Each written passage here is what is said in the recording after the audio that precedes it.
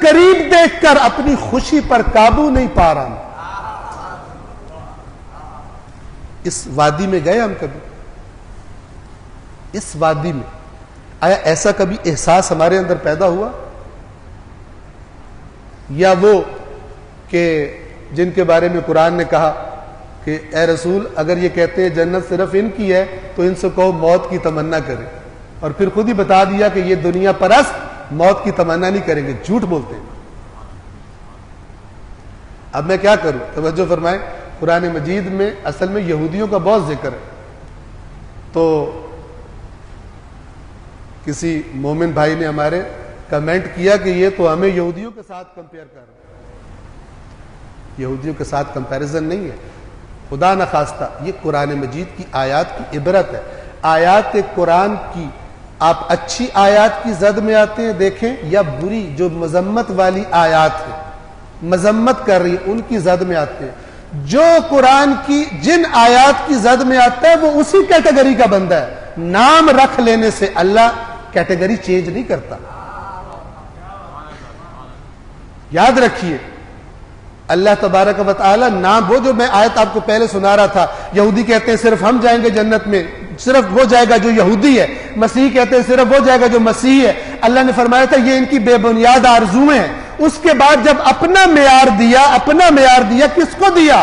مسلمانوں کو. تو سب سے بڑھ کر تو پھر مکتب اہل بیت والوں کو وہ معیار اپنانا چاہیے کہ نام کی طرف نہ جائیں، نام کو پیچھے، پہلے اس معیار کو دیکھیں جو قرآن بتا رہا ہے. اور وہ معیار کیا ہے؟ بلا من اسلم وجهه للہ وهو محسن فله اجره عند ربه ولا خوف عليهم ولا هم يحزنون. خبردار یہ غلط معیار ہے تمہارے کہ نام رکھ لینے سے جنت میں چل، جو تمہاری پارٹی میں آ گیا ظاہری طور پر وہ جنت میں جائے گا، دوسرا نہیں جائے گا. یہ غلط ہے. صحیح بات یہ ہے کہ جس نے اپنے آپ کو اللہ کے آگے جھکا دیا ہے اور وہ نیک اعمال کرتا ہے، اس کا اجر اس کے رب کے پاس محفوظ ہے، اور انہیں نہ کوئی خوف ہوگا نہ کوئی غم ہوگا. اللہ نے کسی گروپ کا نام ہی نہیں لیا. بلا من اسلم، یہ اسلم سے ہی لفظ مسلم بنا ہے. مسلم اصل میں صفت کا نام ہے، کسی سیاسی پارٹی کا نام نہیں ہے.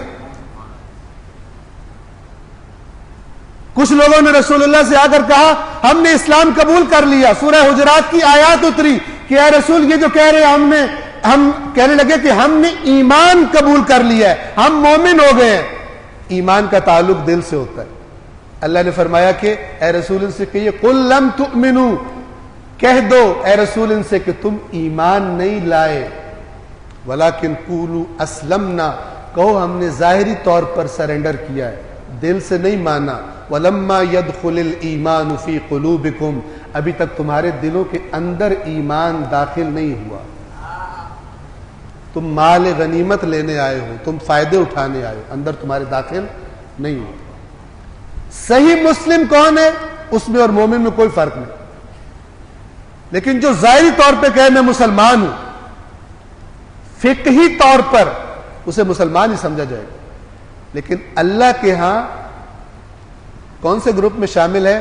آیات قرآن کو دیکھے یا محمد و آل محمد کے فرمان کو دیکھے، پھر پتہ چلے گا روز قیامت میری کیٹیگری کون سی بننے والی ہے. صلوات پڑھیے محمد و آل محمد.